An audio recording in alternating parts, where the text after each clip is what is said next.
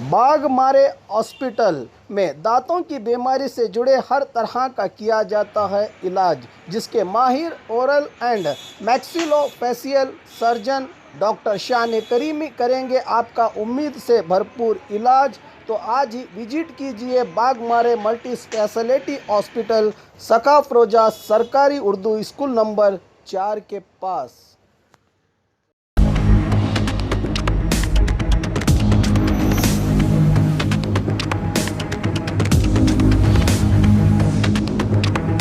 ಅಲ್ಲೇನು ಭಾಷಣ ಮಾಡಿ ರಾತ್ರಿ ಯಾರು ನಮ್ಮ ಯಾರ ಮನೆ ಸೇರಿಸೋದಿಲ್ಲ ಅಂಗಡಿ ಮ್ಯಾಗ ಊಟ ಮಾಡಿ ಹೋದ್ರು ಯಾರ ಮನೆ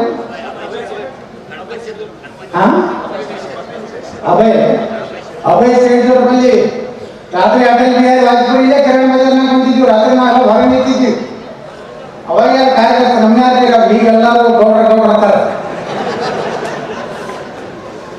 ಇಲ್ಲೇ ಊಟ ಮಾಡಿ ಹೋಗಿದ್ರು ಅಟಲ್ ಬಿಹಾರಿ ವಾಜಪೇಯಿ 79ರಲ್ಲಿ. ಮುಂದೆ ಬಗಲಿ ಡಾಕ್ಟರ್ ಮನೆ ಬಂದಿದ್ರು ಅಂತ ಪುಣ್ಯಾತ್ಮ ಅಟಲ್ ಬಿಹಾರಿ ವಾಜಪೇಯಿ ಸುವರ್ಣ ಚತುರ್ಭುಜ ರಸ್ತೆ ನೋಡ್ರಿ. ಆ ಗೋಲ್ಡನ್ ಕ್ವಾಡ್ರಂಗಲ್ ರೋಡ್ ಅಂತ ನಾವು ಏನು ತೆಗಿತಾ ಇದ್ವಿ ಇವತ್ತೇನು ಸೋಲಾಪುರ ಬೆಂಗಳೂರು ರೋಡ್ ನಡೆದ ಅದು ವಾಜಪೇಯಿ ಅವರ ಕನಸು. ಸರ್ವೆ ಪ್ರಕಾರ ಟ್ರಾಫಿಕ್ ಸರ್ವೆ ಪ್ರಕಾರ ಒಂದು 100 ಜನ ಮೊದಲು ರಾಷ್ಟ್ರೀಯ ಹೆದ್ದಾರಿಯಲ್ಲಿ ಸಾಯ್ತಾ ಇದ್ರು ವರ್ಷಕ್ಕೆ. ಉದಾಹರಣೆ ಹಾಕಿ ಒಂದು ಈ 4 ಲೈನ್ ಆಗಿದ್ರಿಂದ ಸಾವಿನ ಸಂಖ್ಯೆ ಎಷ್ಟು ಕಡಿಮೆ ಆಗಿದೆ ಅಂದ್ರೆ 7%. 100 ಇದ್ದಿದ್ದು 7ಕ್ಕೆ ಬಂದಿದೆ.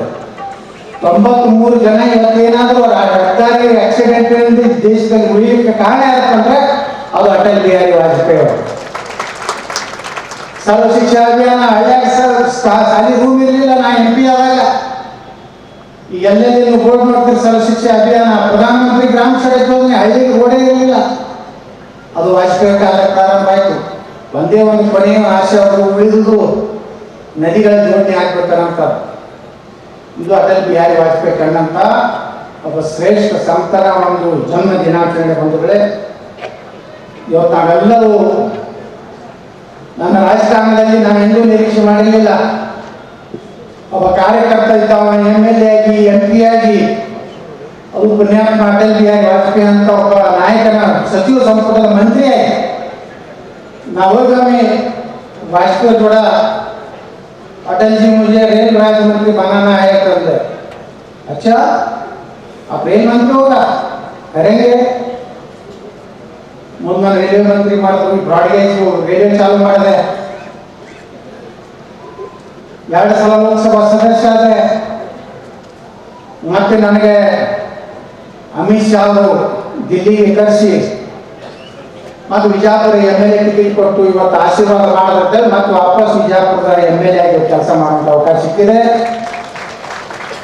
ಇವತ್ತು ಈ ರಸ್ತೆ ಆಗುವುದಿಲ್ಲ ಅಂತ ಹೇಳಿ ಬಹಳ ಮಂದಿ ಕನಸಿತ್ತು. ನಮ್ಮ ಜಿಲ್ಲಾಡಳಿತ, ನಮ್ಮೆಲ್ಲ ಪೊಲೀಸ್ ಅಧಿಕಾರಿಗಳು, ನಮ್ಮ DC ಅವರು ಎಲ್ಲರ ಸಹಕಾರ, ಒಬ್ಬ ಪೊಲೀಸ್ ಕಾನ್ಸ್ಟೇಬಲ್ ಹೇಳಿದ್ರು ಎಲ್ಲರ ಸಹಕಾರ ಕೊಟ್ಟಿರ್ತೇಳಿ ಇಲ್ಲಿ ಬರ್ಲಾಕಿನ ಸಾಧ್ಯತೆ ಇಲ್ಲಿ ರೋಡ್ನಾಗ ಇವತ್ತೇನು ಕೇಸರಿ ಜಂಡ ಹಾಕ್ಸಕ್ ಸಾಧ್ಯತೆ ಈ ರೋಡ್ನಾಗ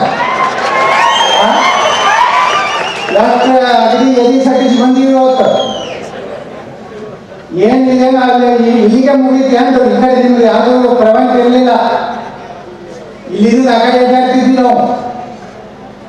ಇವತ್ತಿಂದ ದೊಡ್ಡ ರಸ್ತೆ 19 ಕೋಟಿ ರೂಪಾಯಿ ರಸ್ತೆ ಇದು ಪೂರ್ತಿ ಹೊಸ ಕಿರಣ ಬಜಾರ್ವರೆಗೆ ಇದನ್ನು ಮುಂದುವರಿಸ್ತಾ ಇದ್ದು ಮಾತ್ರ 10 ಕೋಟಿ ರೂಪಾಯಿ. ನಮ್ಮ ಫ್ಲೈಓವರ್ ಅವರಿಗೆ ಏನು ರಾಷ್ಟ್ರೀಯ ಹೆದ್ದಾರಿ ಫ್ಲೈಓವರ್ ಇದೆಯಲ್ಲ ಇಲ್ಲಿ ಕ್ರಾಸು, ಆ ಕ್ರಾಸ್ ಅವರಿಗೆ ಮಾತ್ರ 10 ಕೋಟಿ ರೂಪಾಯಿ ಹಾಕಿದ್ದೀವಿ. ಇನ್ನು ಬಿಜಾಪುರ ಸ್ಮಾರ್ಟ್ ಸಿಟಿ ಅಂತ ಯಾರೋ ತಲೆ ಕೆಡಿಸೋಬೇಡಿ. ಸ್ಮಾರ್ಟ್ ಸಿಟಿ ಘೋಷಣೆ ಆಗಲಾರ್ದೇ ನಾ ಸ್ಮಾರ್ಟ್ ಸಿಟಿ 2 ವರ್ಷ ಮಾಡಿಬಿಡ್ತೀವಿ. ಎಲ್ಲ ಸಿಮೆಂಟ್ ರಸ್ತೆ, ಎಲ್ಲ ಡ್ರೈನೇಜ್, 24 ತಾಸು ಕುಡಿ ನೀರು. ಯಾವುದೂ ವಿಜಯಪುರ 15 ದಿವಸಕ್ಕೂ ನೀರು ಬರುವಂತ ಊರು ಹತ್ತಿದ್ರು ಈಗ ಅದು ಹೋಗ್ತದೆ ಕೆಲವೇ ದಿವಸನಾಗ. ಎಲ್ಲ ಸಿಮೆಂಟ್ ಇಡೀ ಪಾಟಿಗೆ ಒಳಗೆ ಅಷ್ಟೇ ಅಲ್ಲ, ಇವತ್ತು ಮತ್ತೆ 100 ಕೋಟಿ ರೂಪಾಯಿ ಆಗಿದೆ. 100 ಕೋಟಿ ರೂಪಾಯಿ ಈ ತಿಂಗಳ ಟೆಂಡರ್ ಆಗ್ತದೆ. ಎಲ್ಲ ಓಣಿ ಸರಾಪ್ಲಾಂದಿಂದ ಹಿಡಿದು ಪಾಟಿಯವರಿಗೆ ಗಾಂಧಿ ಚೌಕ್ನಿಂದ ಜ್ಞಾನ ಯುವಾಶ್ರಮದ ಹಿಂದೆ ಏನ ಸಿದ್ಧಾರೂಢ ಮಠ ಇದೆ ಅಲ್ಲಿವರೆಗೆ ಸಿಮೆಂಟ್ ರಸ್ತೆ. ಅಲ್ಲಿ ನಮ್ಮೇಲೆ ಸಿದ್ದೇಶ್ವರ ಬ್ಯಾಂಕ್ ಬ್ರಾಂಚ್ ಇದೆ, ಆದರ್ಶ ನಗರದ ಅದನ್ನು ಬ್ರಿಡ್ಜ್ ಮಾಡಿ ಅದನ್ನು ಅಗಲೀಕರಣ ಮಾಡ್ತಾ ಇದ್ದೀವಿ. ಹಳಿ ಕಣಿ ಏನಿತ್ತಲ್ಲ, ಕಲ್ಲಿನ ಕಣಿ, ಅದನ್ನು ಈಗಾಗಲೇ ಪೈಪ್ಲೈನ್ ಮಾಡಿದ್ವಿ. ಒಂದು ವಾರದಲ್ಲಿ ಕೆರೆಯಿಂದ ಏನು ಹೊಳಿದಿಂದ ಕೃಷ್ಣಾ ನದಿಯಿಂದ ಕಣಿ ತುಂಬಿದ್ರೆ ಅರ್ಧ ಬಿಜಾಪುರ ಹಿಡಿಯೋಟ್ಟು ನೀರು, ಅದರಲ್ಲಿ 14 ಹಿಡಿಯೋಟ್ಟು ನೀರು ಹಿಡಿಯೋಟ್ಟು ಅದನ್ನು ತುಂಬ್ತಾ ಇದ್ದೀವಿ. ತಾಸಬಡಿಗೂ ಶುದ್ಧೀಕರಣ ಘಟಕ ಕೊಡಿಸ್ತಾ ಇದ್ದೀವಿ.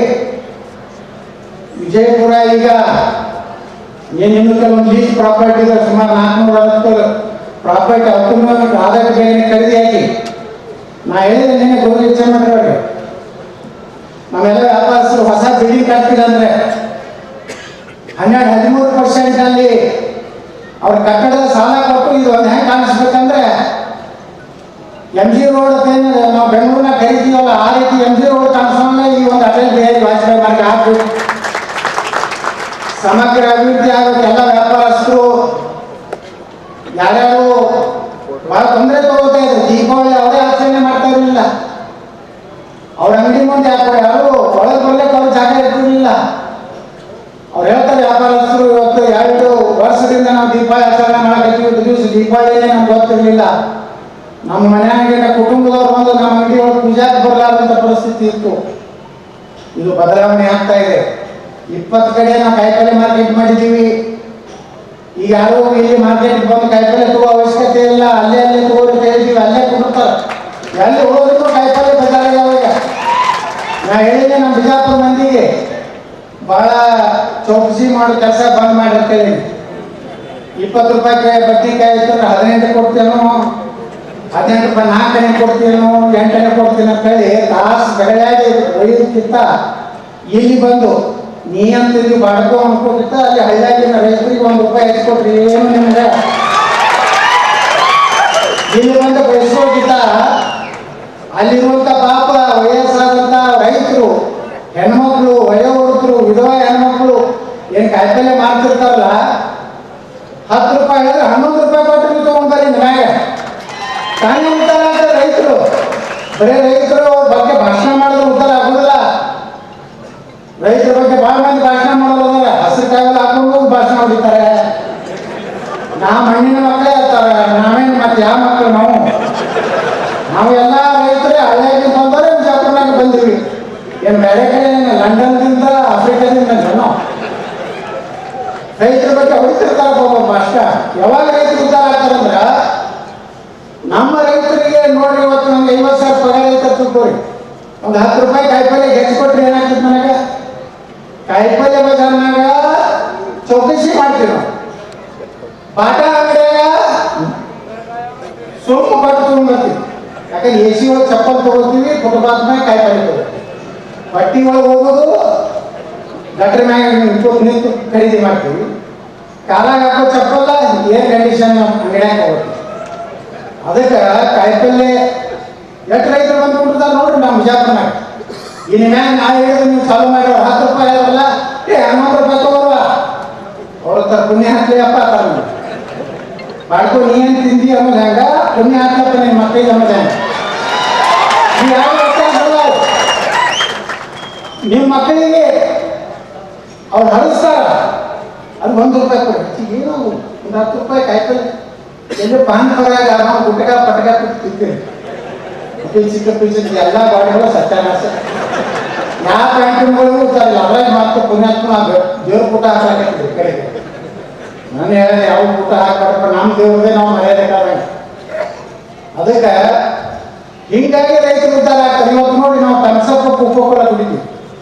ಎಷ್ಟು ಮಂದಿಯಾಗ ನಿಂಬಿಕಾಯಿ ಇಟ್ಟಿವಪ್ಪ, ನಿಂಬಿಕಾಯಿ 1 ರೂಪಾಯಿ 8 ಆಣೆ ಆಗಿತ್ತಂದ್ರೆ ಏನ್ರಿ ಅಂತೀವಿ. ನೀವು ನಾ ಹೇಳಿ ನಿಂಬಿಕಾಯಿ 1 ರೂಪಾಯಿ 1.5 ರೂಪಾಯಿ 2 ರೂಪಾಯಿ ಕೊಟ್ಟು ತಗೋರಿ, ಹೆಚ್ಚಿಗೆ ಕೊಟ್ಟು ತಗೋರಿ. ರೈತರು ಅವಾಗ ಉದ್ದಾರ ಆಗ್ತಾರೆ. ಆತ್ಮಹತ್ಯೆ ಆಗ್ಬಿಟ್ಟಿದೆ ದೇಶನಾಗ. ರೈತರು ಉದ್ದಾರ ಮಾಡ್ತೀವಿ, ರೈತರು ಹೆಂಗೆ ಉದ್ದಾರ ಆಗ್ತಾರೆ? ಎಲ್ಲ ಸರ್ಕಾರಿ ಸಂಬಳ ಹೆಚ್ಚಾಗ್ತದೆ, ಅದು ರೈತನ ಜೋಳ ಅದೇ ಇದೆ. ಜೋಳ ಗೋಧಿ ಅದೇ ಹಣ ಬರ. ಈ ರೀತಿ ಬದಲಾವಣೆ ದೇಶನಾಗ ಬರಬೇಕಾದ್ರೆ ಒಂದೊಳ್ಳೆ ನಾವು ಬಹಳಷ್ಟು ಪರಿವರ್ತನೆ ಆಗ್ಬೇಕು. ಬಿಜಾಪುರದವರು ನಾವು ಮಾದರಿ ಆಗ್ಬೇಕು.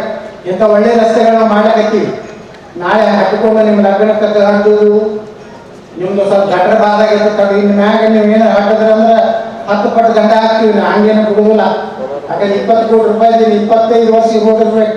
ನಿಮ್ಮ ಅಂಗಡಿ ಒಂದೊಂದು ಕಸದ ಡಬ್ಬಿ ಇಡ್ರಿ, ನಿಮ್ಮ ಅಂಗಡಿಯನ್ನು ಸ್ವಚ್ಛ ಮಾಡಿ ಅದ್ರಾಗ ಹಾಕ್ರಿ. ಮುಂಜಾನೆ ಟಮ್ ಬರ್ತೈತಿ, ಅದನ್ನ ಎತ್ತಿ ಅದ್ರಾಗ ಹಾಕ್ರಿ. ಒಬ್ಬರಿಗೆ ಡಸ್ಟ್ ಧೂಳಾ ಕರಿತಿದ್ದಕ್ಕಲ್ಲ ಮನೆ ಅಲರ್ಜಿ ಅಸ್ತಮಾ ಬರ್ತದ. ಈಗ ಯಾರಿಗೂ ಅಸ್ತಮಾ ಬರಲಾರ್ದಂಗೆ ನಾವು ಮಾಡಕತ್ತೀವಿ. ಅಸ್ತಮಾ ಬರಲಾರ್ದಂದ್ರೆ ಏನು ಮಾಡ್ಬೇಕಂದ್ರೆ ನಿಮ್ಮ ಅಂಗಡಿಯಿಂದ ಕಸ ತೆಗಿತೀರಿ. ಏನು ಈಗ ನೋಡ್ರಿ, ನಾವು ಇಲ್ಲಿ ಊಟ ದಿವಸ ಮಾಡಿ ಬಂದ ಕಡೆ ಒಂದು ಪತ್ರ ಬೀಳುವುದಿಲ್ಲ, ಅದಕ್ಕೊಂದೊಂದು ಡಬ್ಬಿ ಮಾಡಿ. ನೀವು ಅಂಗಡಿಯಾಗೇನೆ ಇದೇ ಪೇಂಟ್ ಅಂಗಡಿ ರಗಡ್ ಅದಾವ, ಅವ್ರು ಹೇಳಿದ್ರೆ ಒಂದೊಂದು ಡಬ್ಬಿ ಕೊಡ್ತಾರೆ. ಎಲ್ಲ ಅದರಾಗ ನೀವು ಹೊಡೆದ್ರಂದ್ರೆ ಇದು ಸ್ವಚ್ಛ ಉಳಿತಂದ್ರೆ 20 ಕೋಟಿ ಗಂಟೆ ಖರ್ಚು ಮಾಡಿದಂಥ ರಸ್ತೆ ಪುಣ್ಯಾತ್ಮರ ಸಿದ್ದೇಶ್ವರ ಮಹಾಸ್ವಾಮಿಗಳಂತವರು ಅವರ ಆಶೀರ್ವಾದದಿಂದ ಈ ಒಂದು ಕಾರ್ಯಕ್ರಮ ಇವತ್ತು ಮಾರ್ಗ ಉದ್ಘಾಟನೆ ಆಗಿದೆ. ಸ್ವಚ್ಛ ಇರಬೇಕು ಅನ್ನೋಂಥದ್ದು ಅವ್ರು ಹೇಳ್ತಿರ್ತಾರೆ. ಯಾವಾಗಲೂ ದೇವರ ಗುಡಿ ಒಳಗೂ ಸ್ವಚ್ಛ ಇರಬೇಕು, ಶೌಚಾಲಯನೂ ಅಷ್ಟೇ ಸ್ವಚ್ಛ ಇರಬೇಕು, ರಸ್ತೆನೂ ಅಷ್ಟೇ ಸ್ವಚ್ಛ ಇರಬೇಕು. ನಾವು ಇದನ್ನು ಮಾಡಿದ್ವಿ ಏನ್ರಿ ನಾಳೆ ಹೊಲಸು ಮಾಡೋದಲ್ಲ, ಎಲ್ಲರೂ ಕೂಡಿ ನಾವು ಸ್ವಚ್ಛ ಬಿಜಾಪುರ ನೋಡಕ್ಕೆ ಬರಬೇಕು. ಬಿಜಾಪುರ ನೋಡ್ಲಕ್ಕೆ ಇಡೀ ರಾಜ್ಯದ ನೀವು ಒಂದು ಸ್ವಲ್ಪ ಅವಕಾಶ ಕೊಡ್ರಿ. ಇನ್ನು 2 ವರ್ಷನಾಗ ಬಿಜಾಪುರ ಬರೀ ಗೋಲ್ಗುಮಟ್ ನೋಡಕ್ಕಲ್ಲ, ಬಿಜಾಪುರ ರೋಡ್ಗಳು ನೋಡಕ್ಕೆ ಬಿಜಾಪುರ ಮಂದಿ ಮಾಡುವಂಥದ್ದು ಮಾಡ್ತೀವಿ. ಅದಕ್ಕೆ ನಿಮ್ಮೆಲ್ಲರ ಆಶೀರ್ವಾದ ಸಹಕಾರ. ಪೂಜ್ಯ ಸಿದ್ದೇಶ್ವರ ಮಹಾಸ್ವಾಮಿಗಳು ಇವತ್ತು ನಮ್ಮ ಒಂದೇ ಮಾತಿಗೆ ಬಂದು ಇವತ್ತು ಇದನ್ನು ಉದ್ಘಾಟನೆ ಮಾಡಿದ್ದಾರೆ. ಪ್ರಧಾನಮಂತ್ರಿಗಳು ಒಪ್ಕೊಂಡಿದ್ರು. ನಿನ್ನೆ ಪ್ರಧಾನಮಂತ್ರಿ ಕಚೇರಿ ನನಗೆ ಫೋನ್ ಬಂತು, ಬೇರೆ ಬೇರೆ ಕಾರಣದಿಂದ ಪ್ರಧಾನಮಂತ್ರಿಗಳು ಇದು ಆಗ್ತಾ ಇಲ್ಲ. ಬಹಳ ಸಂತೋಷ ಆಗಿದೆ ಪ್ರಧಾನಮಂತ್ರಿಗಳಿಗೆ. ಅಟಲ್ ಬಿಹಾರಿ ವಾಜಪೇಯಿ ಅವರ ಮೂರ್ತಿ ಲಕ್ನೋ ಬಿಟ್ಟರೆ ಬಿಜಾಪುರನಾಗ ಉದ್ಘಾಟನೆ ಆಗ್ತಾ ಇರೋದು ನನ್ನ ರಾಜಕೀಯ ಗುರುವಿನ ಒಂದು ಒಳ್ಳೆಯ ಕೆಲಸ. ಇವತ್ತು ಬಿಜಾಪುರ MLA ಮಾಡಿದ್ದಾರೆ ಅಂತ ಅಭಿನಂದನೆ ಸಲ್ಲಿಸುವಂತ ಮಾಡ್ಕೊಂಡು ನಮ್ಮ ಪ್ರಧಾನಮಂತ್ರಿಗಳ ಕಾರ್ಯಾಲಯದಲ್ಲಿ ಹೇಳಿದ್ದಾರೆ. ನಾನು ಮುಂದಿನ ದಿವಸಗಳಲ್ಲಿ ನೀವೇನು ಮನೆ ಚುನಾವಣೆಯಲ್ಲಿ ನಾನು ಆರಿಸಿಕೊಂಡು ಒಂದು ಒಳ್ಳೆಯ ಕೆಲಸ ಮಾಡಲಿಕ್ಕೆ ನೀವು ಉಪಕಾರ ಮಾಡಿದಿರಿ. ಪ್ರತಿಯೊಬ್ಬರ ಉಪಕಾರವನ್ನ ಮುಂದಿನ 2 ವರ್ಷನಾಗ ನಾ ಇಲ್ಲಿ ಎಲ್ಲೂ ಅಡ್ಡಾಡನೆ ನೀವಾಗಿ ಹೋಸಲ ಹೆಂಗೆ ಬಂದು ಮುಂಜಾನೆ 6ಕ್ಕೆ ಬಂದು ಓಟ್ ಹಾಕಿರಿ. ಇನ್ನು ಮುಂದೂ ಸಹಿತ ಹಂಗೆ ನೀವೇ ಬಂದು ಓಟ್ ಹಾಕಿ ಮಾಡಿ ತೋರಿಸ್ತೀನಿ ಅಂತ ಮಾತು ಹೇಳಿ ಇನ್ನೊಂದು ನಾನು ಅಟಲ್ ಬಿಹಾರಿ ವಾಜಪೇಯಿ ಅವರಿಗೆ ಈ ಜಿಲ್ಲೆಯ ಜನರ ಪರವಾಗಿ ಅವರು ನಮ್ಮ ಜಿಲ್ಲೆ ಕೊಟ್ಟಂತ ಅಭೂತಪೂರ್ವ ಕಾಣಿಕೆ ನೆನೆಸ್ಕೊಂಡು ಅಟಲ್ ಬಿಹಾರಿ ವಾಜಪೇಯಿ ಅಂತ ಅವರ ಶ್ರೇಷ್ಠ ನಾಯಕ ಇವತ್ತು ನಮ್ಮೆಲ್ಲರ ಮಧ್ಯೆ ಅವರು ಕೊನೆಯ ದಿವಸಗಳಲ್ಲಿ ನಾವು ಹೋಗಿದ್ವಿ 2 ಸಲ. ನಾವು ಹೋದಾಗೊಮ್ಮೆ ಭೇಟಿ ಆಗ್ತಿದ್ದೆ ಡೆಲ್ಲಿಗೆ. ಕೊನೆಯ ದಿನಗಳು ಪಾಪ ಅವರು ಬಹಳ ಬಾಯಿ ಬಂದಾಗಿತ್ತು, ಮಾತಾಡಕ್ಕೆ ಬರ್ತಾ ಇರಲಿಲ್ಲ ಅಂತ ಒಬ್ಬ ಶ್ರೇಷ್ಠ ವಾಗ್ಮಿಯ ಕೊನೆಯ ದಿವಸಗಳು ಸಹ ನಮ್ಮ ಜೀವನದಲ್ಲಿ ನೋಡಿ ಅಂತಿಂತ ಪ್ರಾಮಾಣಿಕರು. ಒಬ್ಬ ಜಾರ್ಜ್ ಫರ್ನಾಂಡಿಸ್ ಅಂತ ಪ್ರಾಮಾಣಿಕ ಮನುಷ್ಯ ಹೇಳುವುದಿಲ್ಲ. ನಾವು ನೋಡಿ ಜಾರ್ಜ್ ಫರ್ನಾಂಡಿಸ್ ಮನೆಗೆ ನಮ್ಮ ರೈಲ್ವೆ ಬಾಡಿಗೆ ಸಲ ಹೋದ್ರೆ ಕೇಂದ್ರದ ರಕ್ಷಣಾ ಮಂತ್ರಿ ಅವ್ರ ಮನೆಗೆ ಗೇಟ್ ಕಿತ್ತಿ ಇಟ್ಬಿಟ್ಟಿದ್ರು, ಯಾರು ಬೇಕಾದ್ರೂ ಬರ್ಬೋದು. ನಾವು ಒಳಗೆ ಹೋದೆ, ಜಾರ್ಜ್ ಫರ್ನಾಂಡಿಸ್ ಸಾಹೇಬ್ ಎಲ್ಲದ ಅಂತ ಕೇಳಿದೆ ವಾಚ್ಮನಿಗೆ ಅಂದ್ರೆ ತಿಳ್ಕೊಂಡು ನಾವು ಹೋದೆ. ಜಾರ್ಜ್ ಫರ್ನಾಂಡಿಸ್ ಒಬ್ಬ ರಕ್ಷಣಾ ಮಂತ್ರಿ, ಪೊಲೀಸರು ಇಲ್ಲ, ಮಿಲಿಟ್ರಿ ಇಲ್ಲ, ಏನೂ ಇಲ್ಲ. ಹೋದ ಒಂದು ರೂಮ್ನಾಗ ಒಂದು ಟೇಬಲ್ ಒಂದು ಕುರ್ಚಿ ಮ್ಯಾಗ ಬುಕ್ಕ ಹೋಗ್ತಿರ್ತಾರೆ. ಮೊದಲು ಒಂದು ನಾಯಿ ಇರ್ತದ, ಒಬ್ಬನೇ ಅದಾರ. ನಾ ಗಾಬರಿ ದೇಶದ ರಕ್ಷಣಾ ಮಂತ್ರಿ ಒಂದು 50 ರೂಪಾಯಿದ ಜೂಬ ಇಸ್ತ್ರಿ ಮಾಡ್ಕೊತಿದ್ದಿಲ್ಲ, ಒಂದು ಪಾಯ್ಜಾಮ, ರಬ್ಲಿ ಚಪ್ಪಲ್. ಈ ದೇಶದ ರಕ್ಷಣಾ ಮಂತ್ರಿ ಪಾಪ ಅಂತ ಪುಣ್ಯಾತ್ಮಗ ಏನ್ ಹೆಸರು ಕೊಟ್ಟ ಬರ್ತದೆ ಏನ್ ನಮ್ಮ ಸೈನಿಕರ ಸೌದೆ ಪೆಟ್ಟಿಗೆ ಬರ್ತಾವಲ್ಲ, ಅವ್ರು ಏನಾದ್ರು ಹುತಾತ್ಮ ಆದ್ಮೇಲೆ ಅವರ ಊರಿಗೆ ತರಾಗ ಸೌದೆ ಪೆಟ್ಟಿಗೆ ಕಮಿಷನ್ ತಿಂದ್ರಂತ. ಎಂತಹ ದುಷ್ಟ ರಾಜಕಾರಣಿ ದೇಶದಲ್ಲಿ ಆಯ್ತು. ಪಾಪ ಅವ್ರ ಮನೆ ದಿವಸಗಳು ಸೇಮ್ ವಾಜಪೇಯಿ ಅವರು ಪೂರ್ತಿ ಮಾತು ಬಂದಾಗೋಯ್ತು. ನಾನು ನೇರವಾಗಿ ಹಳ್ಳಿ ಒಂದು ಫೇಟ್ ಕಾರ್ ಇತ್ತು, ಜಾರ್ಜ್ ಫರ್ನಾಂಡಿಸ್ ಹಳ್ಳಿ ಫೇಟ್ ಕಾರ್ನಾಗ ಆಗ್ತಿದ್ರು ಜಿಲ್ಲೆ ರಕ್ಷಣಾ ಮಂತ್ರಿ, ರೈಲ್ವೆ ಮಂತ್ರಿ. ನಾವೆಲ್ಲ ಏನೋ ಒಂದು 4 ತಿಂಗಳಾಗೇನೆ ನಾವು ಸೆಕಿತೀವಿ. ದೊಡ್ಡ ದೊಡ್ಡ ಕಾರ್ಯಕ್ರಮ ನಾವು ಆಗಿ ಆಗ್ತೀವಿ. ಈ ದೇಶದ ಆದರ್ಶ ಇವತ್ತು ವಾಜಪೇಯಿ, ಜಾರ್ಜ್ ಫರ್ನಾಂಡಿಸ್ ಅವ್ರನ್ನೆಲ್ಲ ನೆನೆಸ್ಕೊಂಡು ಇಂಥ ಕಾರ್ಯಕ್ರಮ ನಾವು ಮಾಡ್ತೀವಿ. ಇದು ಐತಿಹಾಸಿಕ ಕಾರ್ಯಕ್ರಮ. ಇದೇ ರೀತಿ ನಿಮ್ಮೆಲ್ಲರ ಆಶೀರ್ವಾದ, ಪೂಜ್ಯರ ಆಶೀರ್ವಾದ ನಮ್ಮ ವಿಜಯಪುರ ನಗರದ ಮೇಲೆ ಏನ್ ಕೇಳ್ಕೊಂಡು ನಾನು 2 ಮಾತು ಹೋಗ್ತೀನಿ. ಜೈ ಜೈ ಕರ್ನಾಟಕ.